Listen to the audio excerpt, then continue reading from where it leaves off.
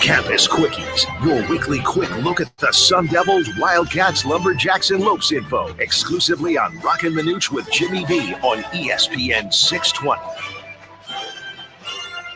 All right, everybody, we are hanging out today. Tempe, Twin Peaks is where you can find this good crowd already in here. Don't forget, big Diamondbacks matchup with the Dodgers again tonight. We flip the switch right now and do college football. Let us start with ASU. Second down and 13.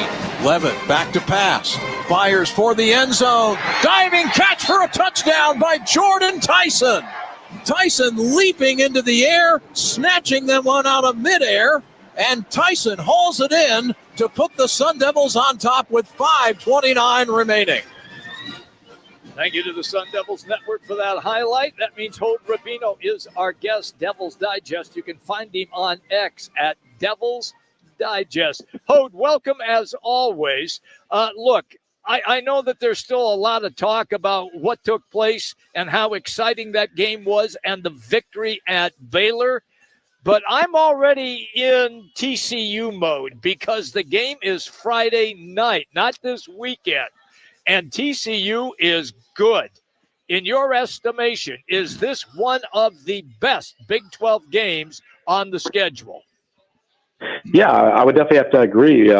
Defensive coordinator Brian Ward just said yesterday that he believes that Josh Hoover is the best quarterback ASU has faced since they joined the Big 12, which I know is only since last year, but nonetheless, I think that is a very high compliment.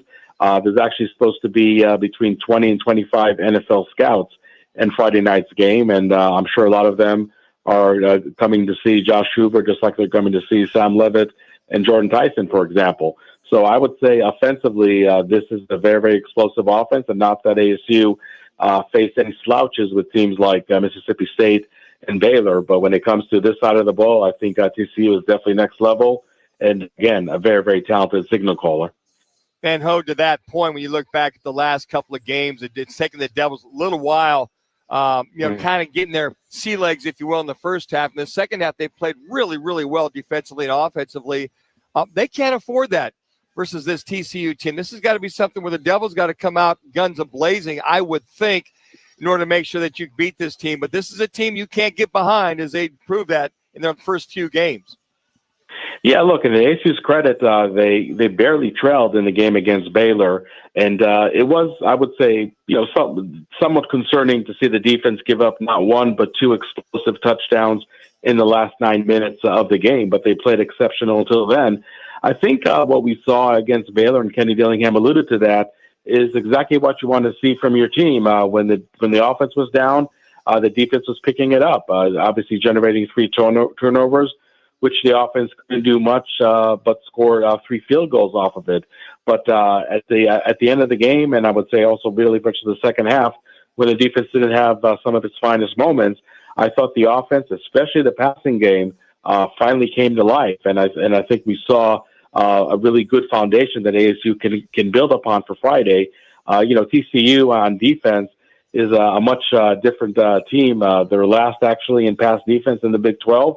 And I like to think that maybe with the passing game that definitely showed some resurgence in that second half against Baylor, maybe that is some momentum that can carry over and do even better on Friday at home. Hod, I think that's one thing that's become very consistent is what Kenny talked about in his first year here. This Sun Devil team is as physical, as big, and as ornery, if you want to go down that road too, with anybody in the Big 12. And they face that. They can get punched in the nose and punch right back. That's a very noticeable difference to see that speed and physicality with this team. Yeah, and I think it also comes down to the perseverance that this ASU team has showed last year in Big 12 play. I mean, sure, you can look at the glass half empty and talk about way too many close call, harder games that ASU was part of.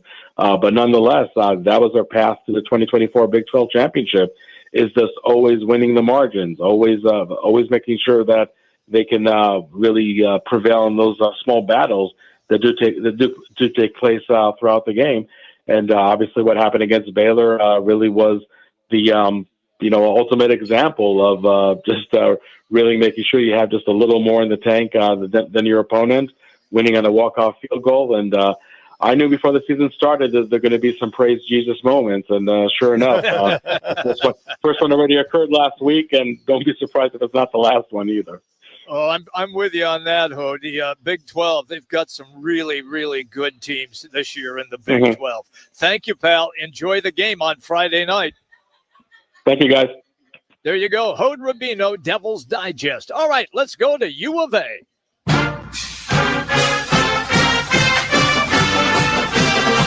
Lapita fakes the toss, wants to run it to the left, picks up a nice block, turns the corner at the 10, down to the 5, into the end zone.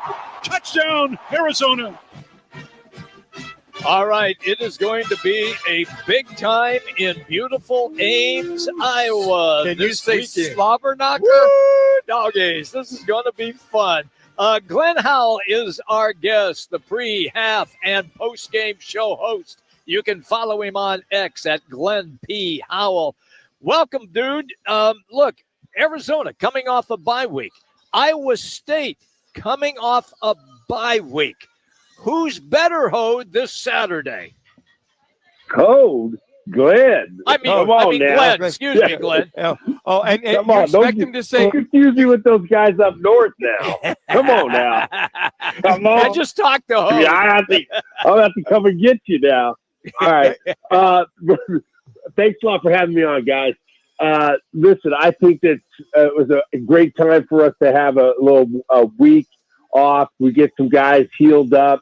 We'll probably get Trey Smith back, defensive end, and then also getting our guys, our coaches, our offensive and defensive coordinators, getting ready for just a great team, Iowa State. This Beck kid is just a great quarterback. And the coach, Matt, their head coach is a great coach. I think that, this is a great opportunity for all of us to be on national television and also just having a great crowd and for our guys to really perform on Saturday. Glenn, and Glenn, what do you expect from this UofA team? You've seen them. Here they are, 3-0. They're feeling pretty good about themselves. What are the expectations going into Ames? It's very difficult to win there versus this Cyclones team. Well, what I expect is a clean game. I had to cut down on the penalties, get better on the offensive side of the ball, just cut down on the penalties, and make sure when we get inside the 20, we got to be more creative and getting scores. Can't take those 3-point, the field goals and everything. When we get inside, when we're playing a great team like we are going to be playing on this Saturday, we got to score when we get inside the 20. Defensive side of the ball, just continue to play sound football, rally to the ball, and put pressure on Beck, and I think that he'll be able to throw some picks. All right, Glenn, my question is offense. We saw what the offense can do when it's running on all cylinders. You already referenced the fact that Iowa State has got some dudes, and they have dudes on defense. So what, in your estimation, needs to take place in order for UofA to have success offensively? We got to run the ball. We just got to continue to run the ball as we've been doing for the first 3 games. We have to run the ball. We can't shy away from that. That sets up everything else on our offense. Continue to run the ball in between the tackles, getting outside, be creative. You may even throw some bubble passes as a run game. Just getting this defense spread out because they're pretty big guys. They got some big guys up there. Let's get them running. Let's get them running and spread them out and get rid of the ball fast. And that's what I think we do. If we get the running game going, I think we'll be successful. And Glenn, when's the last time you had an offense that averages close to 5 yards per carry with a running game? That's been many, many years, and you can tell that's been emphasized by Brett Brennan in this offense this year. Yeah, that's been Kadeem Carey days, when Kadeem used to run for 8-9. Kadeem was a great running back that we had. I think it's great that they emphasize it, and that's winning football. Winning football is running the football. You have to be able to run the football to get the pass, and I think that we've had a good, our offensive line is played a little bit better, but we got to play even better this week. We can't have the holding penalties as we did. I can't emphasize that enough. Of how many penalties we've had on offense it's been killing us. It's a night game. It is prime time on national TV. We'll look forward to it. Have good time, Glenn. All right, guys. Bear down. There you go. That's Glenn Howell, everybody, from the Wildcats. Let's go up to the mountain right now.